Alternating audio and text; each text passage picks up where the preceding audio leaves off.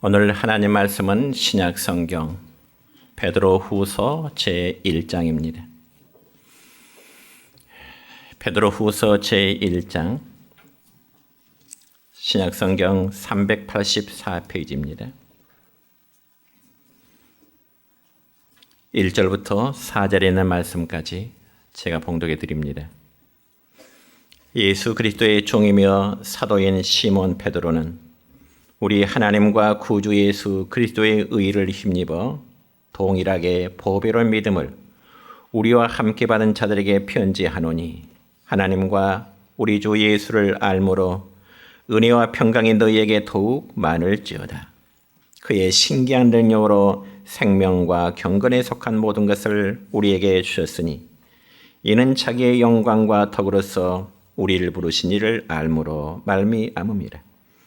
이로써 그 보배롭고 지극히 큰 약속을 우리에게 주사 이 약속으로 말미암아 너희가 정욕 때문에 세상에서 썩어질 것을 피하여 신성한 성품에 참여하는 자가 되게 하려 하셨느니라. 아멘. 사랑과 축복의 메시지 나눕니다. 사랑과 축복합니다. 사랑과 축복합니다. 방금 전에 우리 찬양 하면서 마라나타 했는데 마라나타라는 뜻이 뭘까요? 주 예수여 어서 오시옵소서 그런 뜻입니다. 오늘은 신약성경 베드로후서 1장 1절부터 4절에 있는 말씀을 중심해서 보배로운 믿음이라는 제목으로 말씀을 선포하고자 합니다. 여러분 방금 전에 읽은 신약성경 가운데 베드로후서의 말씀은 예수님의 수제자인 베드로 사도가 나그네와 같이 세상을 살아가는 모든 그리스도인들에게 보내는 편지의 내용입니다. 그래서 이 편지의 내용은 기독교 신앙이라는 것은 예수 그리스도의 부활을 근거로 하고 또 하나님의 전지전능하신 능력과 다시 오실 주님의 재림을 맞이하는 것이라고 베드로후서에 주는 내용의 말씀입니다. 그리고 당시 박해를 받고 있는 성도들을 격려하면서 기독교의 신앙을 거짓 종교의 가르침과 혼합해서는 안 된다는 사실을 또한 강조하고 있습니다. 여러분 왜냐하면 유대교 안에 있는 기독교가 당시는 유대교 안에 있다가 기독교로 개종한 성도들 또한 이방신을 섬기다가 전도를 받아서 예수님을 믿는 성도들이 많았습니다. 그러다 보니까 이 기독교의 진리가 자칫 다른 종교와 혼합될 가능성이 매우 높은 상황이었기 때문에 그렇습니다. 여러분 근데 그러한 현상은 오늘날 우리가 예수님을 믿는 신앙생활과 아주 유사한 점이 있습니다. 사실 저나 여러분 우리 모두는 처음부터 기독교인으로 태어난 자는 아마 그렇게 많지를 않을 것입니다. 오히려 수천 년 동안 전해져 내려오는 토속적인 종교와 그리고 유교적인 전통으로 인해서 길들여질 대로 길들여진 한마디로 무속신앙 상태에서 예수님을 구주로 영접한 아마 우리 모두의 모습이 아닐까 싶습니다. 그렇기 때문에 예수님을 믿는 데 있어서 순수한 신앙을 가지신 분도 물론 많겠지만 때로는 혼합신앙을 가지고 있는 분도 역시 많이 있음을 보게 됩니다. 그리고 그뿐만이 아니죠, 여러분. 우리 주변에는 정통 기독교에만 있는 것이 아니고 다양한 아주 많은 종교들이 있습니다. 그래서 기독교는 홀과 가면을 쓰고 있는 사이비 기독교 내지는 이단 종교들 역시 많이 있는 게 현실입니다. 그래서 거짓 기독교와 그리고 이단 종교에 속한 자들은 어떻게 해서든지 항상 우리의 건전하고 올바른 교회의 위협과 도전을 하고 있는 것이 또한 현실입니다. 그러면 오늘날 교회 안에는 옛날에 무당을 좋아하다가 예수님을 믿는 분도 있을 수 있고요. 혹은 새벽마다 장독대나 부엌에다가 정한수를 떠놓고 이름도 알 수 없는 그런 신에게 복을 빌다가 예수님을 구주로 영접한 분도 역시 없지 않아 많이 있습니다. 또한 1년이면 수십 차례 초상신에게 제사를 드리다가 예수님을 믿는 분이 있는가 하면은 사입이나 이단 종교에 발을 들여놓았다가 빠져나와서 또한 올바른 예수님을 믿는 성도들 역시 많이 있습니다.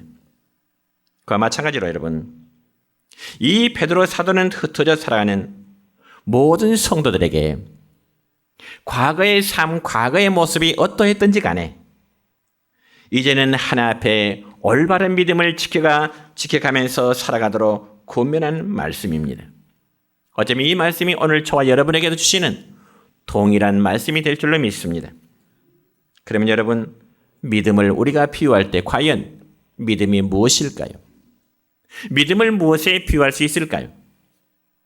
물론 여러 가지 측면으로 비유할 수 있겠지만은 오늘 본문의 말씀을 보면 베드로 사도는 이 믿음을 보배와도 같다 그렇게 표현하고 있습니다. 여러분, 보배란 말은 영어 단어의 프레시어스란 말인데 이것은 아주 값이 비싸다는 의미입니다. 단어 뜻이. 그렇다면 우리의 믿음도 역시 마찬가지입니다. 예를 들어 여러분, 우리가 어떤 사람으로부터 10,000원짜리 선물을 받았을 경우와 그리고 100,000원짜리 선물을 받았을 경우 어떤 사람에게 더 감사한 마음이 이제 들까?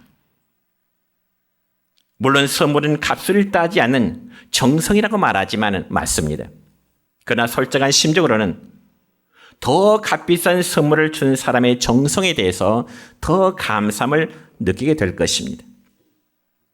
그렇다면 우리의 믿음이 이처럼 보배와 같다고 했는데 그러면 과연 이 보배로운 믿음의 주체는 과연 누구일까요? 두말할 일 없이 우리 주 예수 그리스도임을 믿으시기를 바랍니다.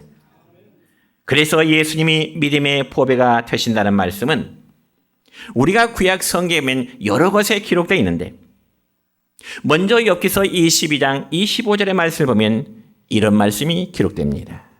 시작. 전능자가 내 보화가 되시며 내게 고귀한 은이 되시리니 아멘. 그렇습니다.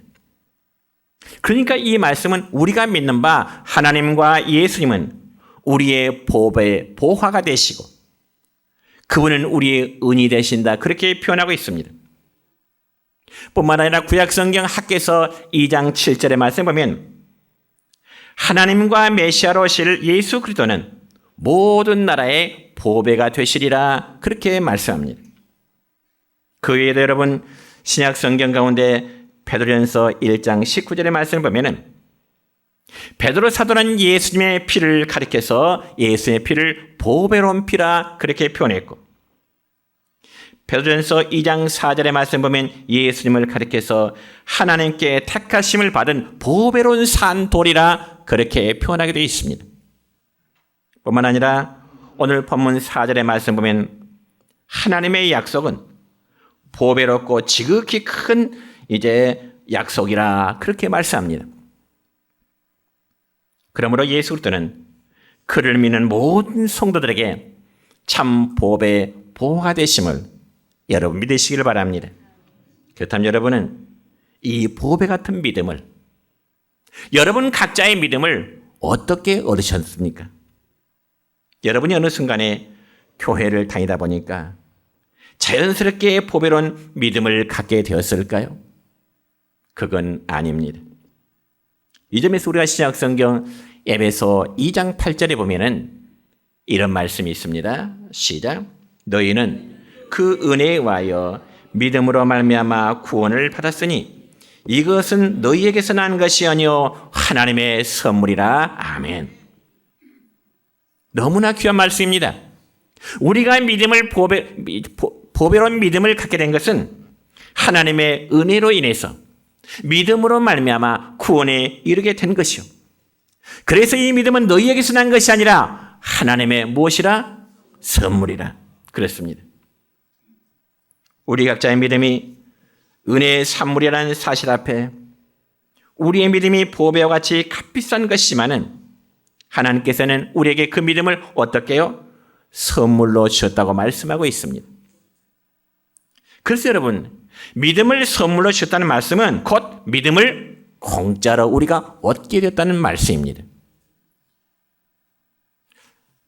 저는 보석이라는 말을 사용하지만은 어떤 보석이 가장 비싼지 저는 모르겠습니다. 아마 우리 여성들은 보석 중에서 무엇이 가장 비싼지 아시겠지만은, 예? 다이아몬드. 아, 그렇습니까? 다이아몬드 가장 비싼 것이래요.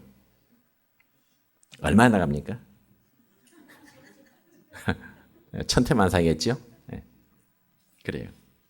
근데 여러분, 만약에 이 세상에서 가장 비싼 보석 한 덩어리를 누가 여러분에게 이제 공짜로 주었다면, 여러분이 그 다이아몬드 한 덩어리를 공짜로 받았다면 여러분의 기분이 어떨까요?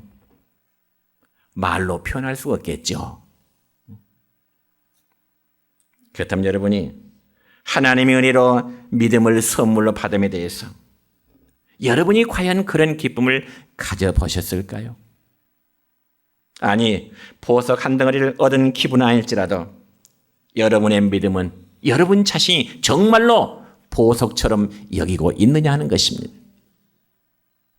여러분, 우리의 믿음이란 믿고 싶으면 믿고 믿기 싫으면 그만두어버리는 그런 정도가 되어서는 안 됩니다. 우리가 입으로는 정말 보배로운 믿음이라고 고백을 하면서도 조금 어렵고 힘들면 믿음을 헌신책처럼 버려야 될까요? 그럴 수는 없습니다. 아니, 그래서도 안 됩니다. 그러므로 보배로운 믿음이란 말은 어떤 의미에서는 생명 그 자체보다도 더 훨씬 더 귀중하다고 표현할 수 있는 것입니다. 그러면 우리의 믿음이 왜 보배로울까요? 왜 베드로 사도가 믿음을 비유하면서 보배로운 믿음이라 그렇게 표현했을까요? 그것은 바로 우리를 의롭게 하는 것은 오직 믿음밖에 없기 때문에 그렇습니다. 그리고 우리가 하나 앞에서 죄 없이 설 수 있는 것을 알게 해주는 것이 바로 믿음이 되는 것입니다. 그러니 얼마나 보배롭습니까? 그러므로 우리의 믿음은 그 무엇과도 바꿀 수가 없는 것입니다. 그래서 우리보다 앞선 위대한 믿음의 선진들은 이 보배로운 믿음을 지키기 위해서 때로는 그들이 선교의 제물이 되기도 했습니다. 그러면 하나님께서 우리에게 이처럼 보배로운 믿음을 주신 그 이유가 과연 무엇일까요? 첫째는 생명과 경건에 속한 모든 것을 우리에게 주시기 위함이라고 성경에 기록된데, 오늘 읽은 본 말씀 가운데 3절의 말씀 볼까요? 시작. 그의 신기한 능력으로 생명과 경건에 속한 모든 것을 우리에게 주셨으니 이는 자기의 영광과 덕으로서 우리를 부르신 이를 알므로 말미암음이라. 아멘. 여러분, 이 말씀은 우리가 하나님과 예수 그리스도의 의를 힘입어 보배로운 믿음을 갖게 되었고 그로 인해서 우리는 생명과 경건에 속한 모든 것을 얻게 되었다는 말씀인 것입니다. 그리고 생명과 경건에 속한 모든 것을 우리에게 주시되 신기한 능력으로 주셨다고 말씀합니다. 신기한 능력으로. 여러분에게 신기한 능력이라는 말씀은 인간의 이성과 지성으로는 정말 이해할 수 없는 그런 능력을 말하는 겁니다. 신기한 능력. 그래서 이 말을 영어 성경에 보니까 His divine power. 다시 말해서 하나님의 강한 능력의 힘. 하나님의 강한 능력의 힘.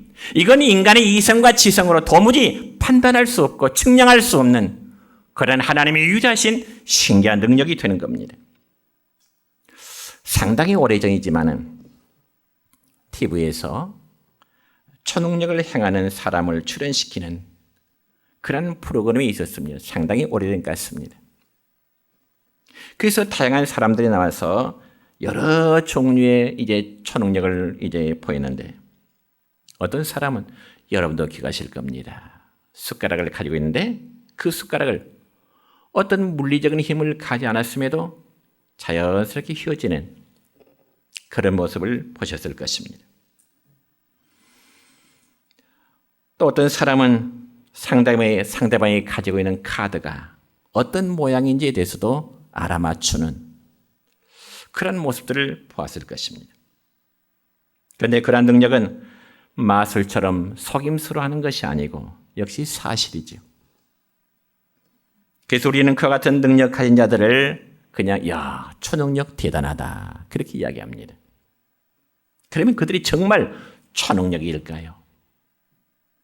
여러분, 보통 사람들에게도 어느 정도의 능력을 행할 수 있는 그런 잠재력을 어느 누구나 다 가지고 있습니다. 실제로 방송 중에 거기 함께 있는 이제 방청객들에게 숟가락 하나를 손에 쥐고 있다가 또 자연스럽게 휘어지는 그런 능력을 아마 보셨을 것입니다.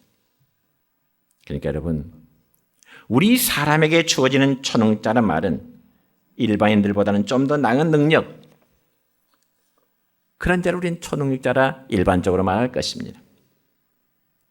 그럼에도 이 사탄의 역사는 그러한 모습을 통해서 마치 인간을 신적인 위치까지 끌어올리려고 하는 것입니다.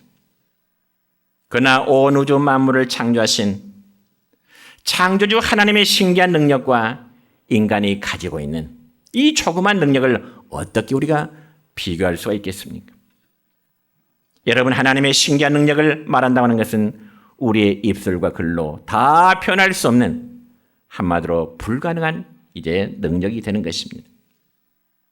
우리가 신약성경 요한복음 21장 25절의 말씀 보면 사도 요한은 예수님의 능력에 대해서 이렇게 기록하고 있습니다. 함께 읽습니다. 예수께서 행하신 일이 이 외에도 많으니 만일 낱낱이 기록한다면 이 세상이라도 이 기록된 책을 두기에 부족할 줄 아노라. 아멘. 그렇습니다. 어찌 예수님이 행하신 일을 다 책에 기록할 수가 있겠습니까? 우린 찬송할 때 그렇습니다. 하늘을 두루마리 삼고 바다를 먹물로 삼아도 하나님과 주님이 행하신 일을 다 기록할 수 없다고 하는 그런 찬송의 고백을 하기도 합니다. 사랑하는 성도 여러분이여, 주님은 사람이 흉내낼 수 없는 신기한 능력으로 우리에게 생명과 경건에 속한 모든 것을 주셨다고 방금 읽었던 본문 3절에 기록되어 있습니다. 그러면 과연 생명과 경건에 속한 것이란 과연 구체적으로 무엇을 의미하는 것일까요?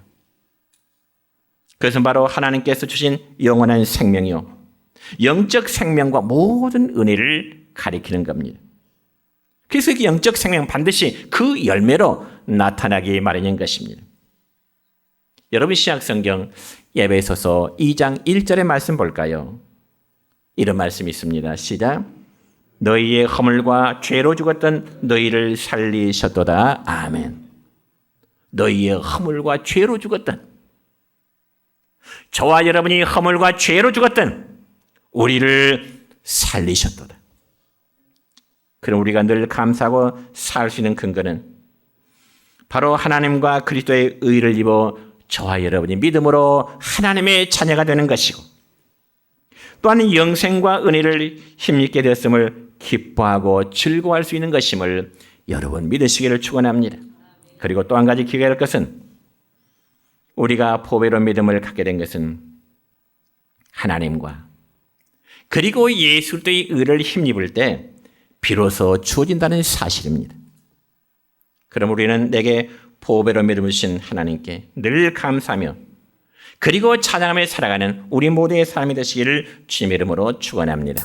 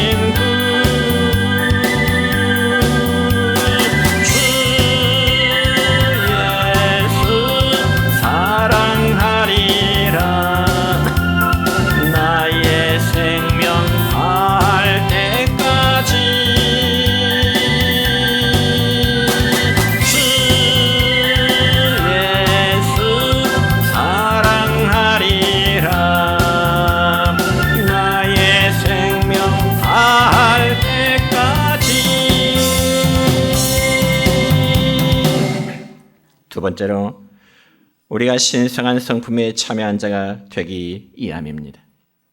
오늘 읽은 말씀 가운데 4절의 말씀을 읽습니다. 시작. 이로써 그 보배롭고 지극히 큰 약속을 우리에게 주사 이 약속으로 말미암아 너희가 정욕 때문에 세상에서 썩어질 것을 피하여 신성한 성품에 참여하는 자가 되게 하려 하셨느니라. 아멘.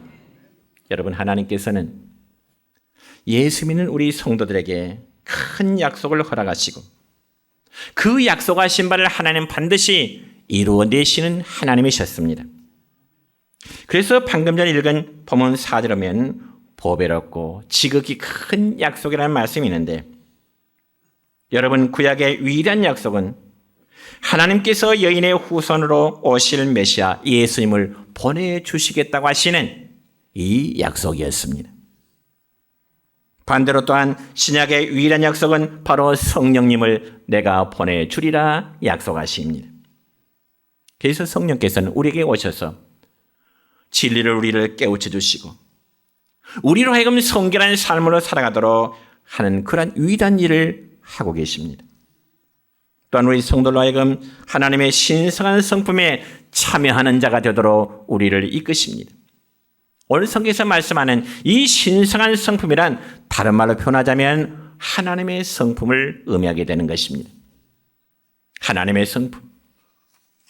그러므로 성경이 우리에게 보여주는 믿음의 열매는 어떤 업적이라든지 어떤 행동으로 나타나는 어떤 공적주의가 결코 아닙니다.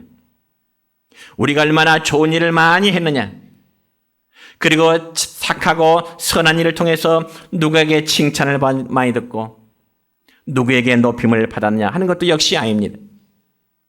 물론 그런 일들이 사람에게는 크고 놀라운 일들이 될 수 있겠지만 하나님 앞에서는 지극히 사소한 일들이고, 그러한 사소한 일의 공로 때문에 하나님이 우리의 죄 가운데 죄의 진노로부터 우리를 벗어나게 하는 것은 결코 아닌 것입니다. 그러면 하나님 앞에서 우리들의 자랑은 무엇일까요? 여러분들이 하나님 앞에서 드러낼 수 있는 자랑의 조건이 무엇일까요? 그것은 바로 그리스도인 우리 자신들의 성품입니다. 그래서 하나님이 우리에게 보배로운 믿음을 주신 것은 그 믿음으로 인해서 우리가 어떤 물질적인 복이나 받고 기적을 일으키고 살아가는 것으로 만족하도록 하는 것이 결코 아닌 것입니다. 참으로 주님은 우리 각자에게 주신 보배로운 믿음을 통해서 하나님의 성품에 참여할 수 있도록 하심이 하나님이 저와 여러분을 향하신 거룩하신 하나님의 뜻인 것입니다. 그러면 과연 이 세상에 누가 하나님의 성품에 참여할 수 있을까요? 누가 거룩하신 하나님의 성품에 참여할 수 있을까요? 대통령일까요? 아니면 교회 중직자일까요? 그도 아니면 양무리를 많이 거느리는 세계적인 목회자일까요? 역시 아닙니다. 하나님의 성품에 참여할 수 있는 자는 오로지 보배로운 믿음을 가진 성도들 뿐임을 여러분 믿으시기를 축원합니다. 그러니까 여러분의 마음속에 보배로운 믿음을 소유하고 계신다면 여러분은 하나님의 성품에 참여하고 있다는 현재의 사실을 여러분 믿으시기 바랍니다. 흔히 사람들은 믿음을 생각할 때 간단하게 옷을 입는 것 같이 생각하는 경우가 많습니다. 그래서 통상 말하기를 우리는 신앙의 옷을 입어야 돼. 신앙의 옷을 입어야 돼. 아마 그런 표현들을 종종 하죠. 그러나 여러분, 변화되지 아니하는 나의 모습은 그대로 있고 겉모양만 화려한 옷을 입는다고 해서 나의 인격이, 나의 신앙의 척도가 달라지는 것 결코 아닙니다. 그리고 품성이 달라지는 건 역시 아니죠. 물론 외형상으로 느낄 때는 많이 달라져 보인다 할지라도 그것은 느낌일 뿐이지 인격 자체가, 우리의 신앙 인격 자체가 성품의 변화로 느껴지는 것은 결코 아닌 것입니다. 여러분, 이런 이야기가 있습니다. 어떤 농부가요, 돼지 한 마리를 집 안으로 들여왔습니다. 그리고는 그 돼지를 깨끗이 씻기고 팔톱 이제 청소하고 매니큐어도 발랐습니다. 그리고 농부는 돼지에게 향수를 뿌려주고 목에 리본을 달아서 안방까지 데리고 들어왔습니다. 그 돼지의 겉모습이 얼마나 귀엽고 멋지게 생겼을까요? 그저 돼지는 주인에게 잠시나마 부침성이 있는 그런 애완동물이 된 거죠. 그런데 잠시 문이 열리자마자 그 돼지는 안방에서 쏜살같이 밖으로 뛰쳐나갔습니다. 그리고는 집 앞들에 있는 진흙 구더기 속으로 뛰어 들어가서 뒹굴기 시작합니다. 그저 깨끗이 씻기고 꾸몄던 돼지의 모습은 금방 진흙탕 물로 범벅이 되어버린 거죠. 그렇다면 여러분, 이 돼지는 왜 진흙탕의 웅덩이 속으로 뛰어 들어갔을까요? 그것은 아직도 돼지의 본성을 가지고 있었기 때문에 그랬습니다. 다시 말씀드려서 주인이 씻기고 향수를 뿌려주고 목에 리본까지 다 달지라도 돼지의 본성은 변하지 않았다 그 말입니다. 다시 말씀드려서 돼지의 겉모습은 변했지만은 돼지의 본성은 여전히 변하지 않았기 때문에 틈만 나면 흙탕 속을 즐기게 된다는 거죠. 그렇다면 여러분, 우리 인간의 모습도 마찬가지입니다. 성령의 역사하심으로 우리의 마음이 근본적으로 변화되지 않는 믿음은 여전히 세상의 죄악된 흙탕물을 즐기고자 하는 것입니다. 그러면서 교회라는 공동체 안에서는 여전히 신앙의 모습처럼 비춰지기도 해요. 때로는 장로의 모습으로, 때로는 목사의 모습으로, 아니 집사의 권사의 모습으로 교회 안에서는 비춰지게 하지만은, 그러나 오랜 세월 동안 신앙생활하다 보니 지식적으로는 신앙의 원리에 대해서 교회 생활에서 너무나 잘 압니다. 그런데 여러분, 우리의 믿음이라는 것은 신앙의 도리를 지식적으로 아무리 많이 알고 있어도 신앙의 원리를 내 삶 속에 행동으로 옮기지 않으면 그것을 참 믿음이라고 말할 수는 없는 겁니다. 여러분 성경 보세요. 예수님 당시의 바리새인들 그러면 어때요? 모든 사람들에게 선생님이라 존경받는 사람들입니다. 그러니까 이 바리새인들은 신앙의 원리에 대해서는 잘 알고 있었습니다. 그렇지만 그들은 행동으로 옮기지 않았기 때문에 우리 주님으로부터 뭐라고요? 화 있을진저 외식하는 자여 책망을 듣게 된 겁니다. 그러면 바리새인들은 왜 많이 아는 지식을 가지고 행동으로 옮기지 않았을까요? 그 이유는 인간의 본성이 변하지 않았기 때문에 그래요. 한마디로 거듭나지 않았기 때문에 그렇다는 말입니다. 여러분, 신앙이란 자신의 인격 체질을 바꾸어 나가는 것입니다.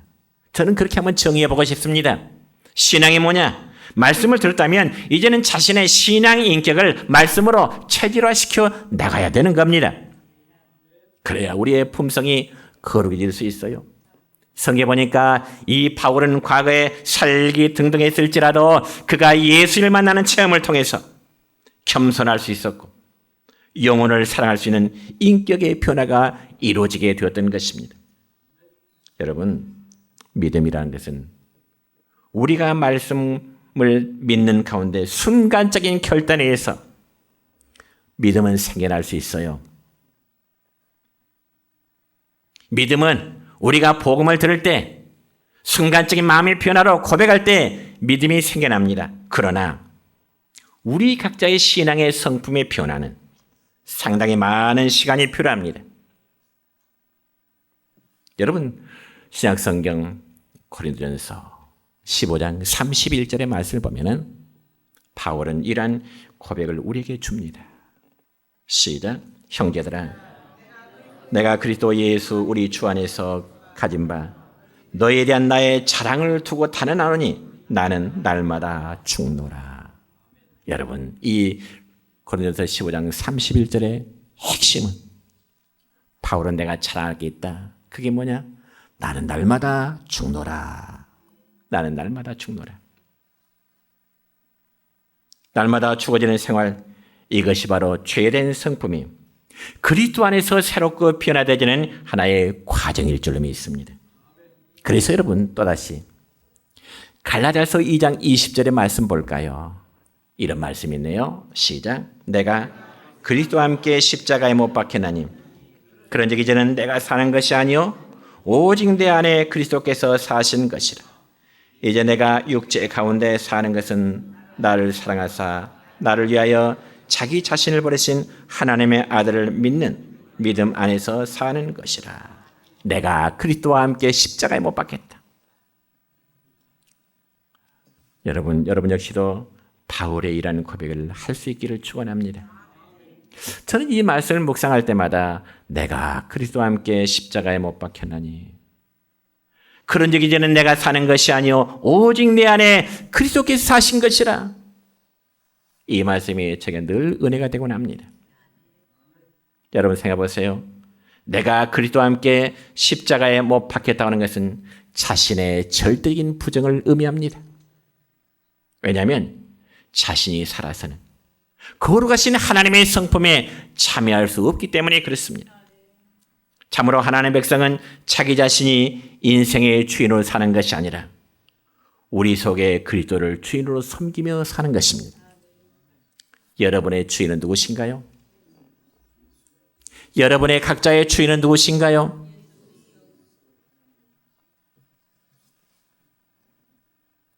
제가 물을 때 여러분은 예수 그리스도로 답하시기 바랍니다. 여러분의 주인은 누구신가요?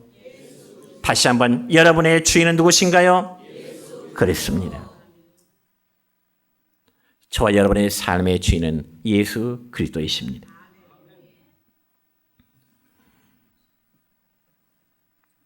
그리고 하나님이 우리를 부르신 것은 이처럼 하나님의 영광과 덕으로 큰 약속을 주시면서 이제는 너희가 세상에 썩어질 일을 버리고 이제는 하나님의 거룩한 성품에 참여하라. 이것이 바로 저와 여러분을 부르신 하나님의 마음이실 것입니다. 물론 우리가 하나님의 성품에 참여한다고 해서 하나님의 본질에 동참하는 건 역시 아닙니다. 이는 거듭남과 날마다 우리가 성화됨을 통해서 아담 이후로 이뤘던 하나님의 형상대로 회복되어짐을 의미하는 겁니다. 그리고 보배로운 믿음은 오랜 시간 가운데서도 주님을 섬길 수 있도록 해주고 그 믿음은 우리로 하여금 세상에 있는 썩어질 것을 피해서 이제 하나님의 성품에 참여할 수 있는 성숙한 믿음의 분량에 이르도록 하시는 것입니다.